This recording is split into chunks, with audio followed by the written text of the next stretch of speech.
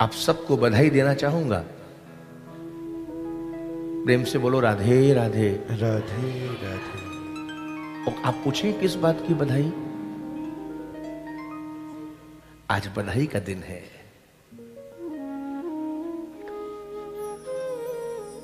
और बधाई का दिवस कैसे?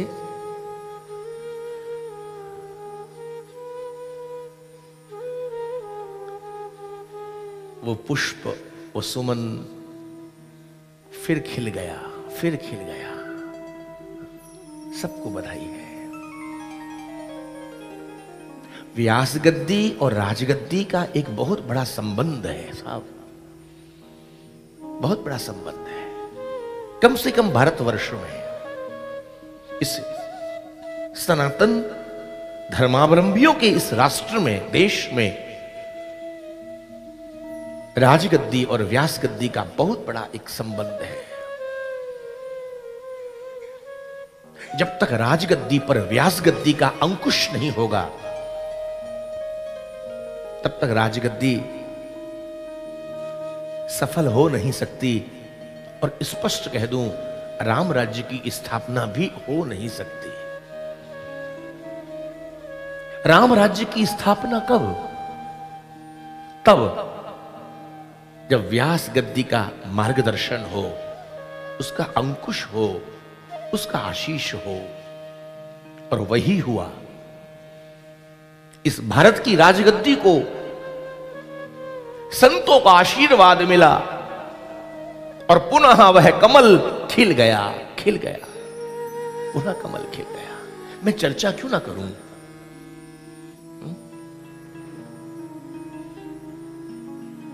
माननीय हमारे यशस्वी मुख्यमंत्री, ये आरंभ में चर्चा इसलिए कर रहा हूं, करनी भी चाहिए, राष्ट्र प्रेम होना ही चाहिए।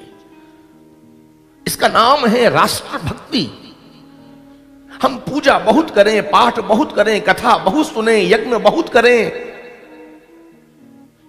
लेकिन राष्ट्र के प्रति प्रेम नहीं, राष्ट्र भक्ति नहीं, तो कुछ अधूरा अधूरा लगेगा। राष्ट्र भक्ति होनी ही चाहिए। राष्ट्र की सेवा भी होनी चाहिए। राम का नाम लेते हैं, राम कथा सुनते हैं, लेकिन राम की सेवा, राम काज में कभी आगे बढ़े, बात नहीं बनेगी। हनुमान जी केवल राम नाम नहीं लेते, राम का केवल भजन ही नहीं करते, राम जी की सेवा करते हैं। कौन? हनुमंत लाल जी महाराज। राम काज करवे को आतुर। आतुर माने तत्पर रहते हैं, 24 आवर एकदम तैयार रहते हैं। राम जी का काज, राम सेवा मिल जाए, ये हनुमान जी से सीखिए। केवल राम नाम लेने से काम नहीं चलेगा, राम सेवा, राम कार्य होना चाहिए। राम जी के प्रति तद्रूप भाव होना चाहिए। उनके जो जो कार्य हैं समाज के, देश के, इसलिए राष्ट्र प्रेम बहुत जरूरी है, राष्ट्र भक्ति बहुत जरूरी है। कमल खिल गया। और मैं तो अक्सर कथाओं में कहा करता था, राम जी के चाहे हस्त हो, चाहे पांव हो, चाहे मुख हो,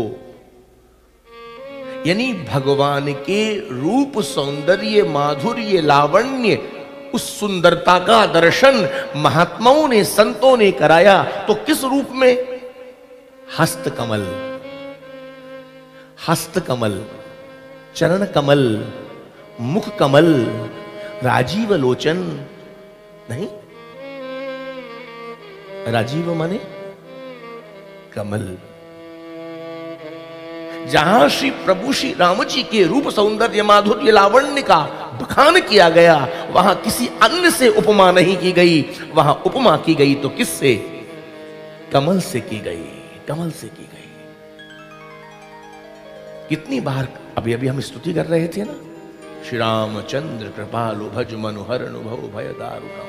नव कंज लोचन कंज मुख कर कंज पद कंजारुणम। कितनी बार कंज शब्द आया? अभी अभी स्तुति गा रहे थे हम लोग, बड़े प्रेम से बड़े भाव से गा रहे थे। जरा गिनती कर लेना कथा से लौटने के बाद, कितनी बार कंज शब्द आया। कंज माने कमल, कंज माने कमल पुष्प।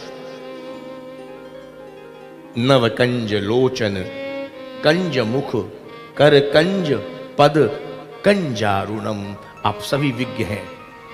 कितनी बार आया? 4 बार। ये 4 बार कंज शब्द मानो इसलिए आया श्री राम स्तुति में, मानो प्रभु श्री राम कहना चाहते हैं आओ मेरी शरण में, धर्म मिलेगा, अर्थ मिलेगा, काम मिलेगा, मोक्ष मिलेगा। चारों पुरुषार्थों को देने वाले हैं प्रभु श्री राम, प्रभु श्री राम। वो कमल खिल गया। आपसे पूछूं कमल कहां रहता है? बोलिए। सबको मालूम कीचड़ में रहता है कमल। लेकिन आपसे पुनः पूछूं, क्या कीचड़ उस कमल को स्पर्श कर पाती है? नहीं। कीचड़ में पैदा होता है, कीचड़ में रहता है, लेकिन कीचड़ वो गंदगी उस कमल को स्पर्श नहीं कर पाती। हमारा जीवन भी कमलवत होना चाहिए, कमल के समान होना चाहिए। चाहे संसार रूपी कीचड़ दलदल में बने रहें, लेकिन कीचड़ से, संसार रूपी गंदगी से ऊपर उठकर सदैव खिले हुए रहें, खिले हुए रहें।